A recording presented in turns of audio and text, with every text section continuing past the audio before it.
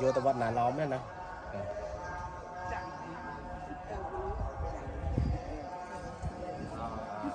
trước số muốn còn là lóm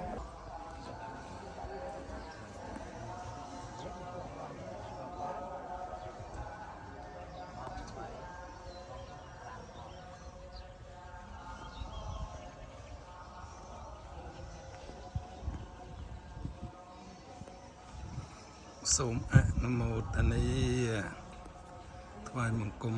ព្រះសក្យមុនីចេតិយរបស់ព្រះសម្មាសម្ពុទ្ធទាំងអស់គ្នាសូមអនុមោទនា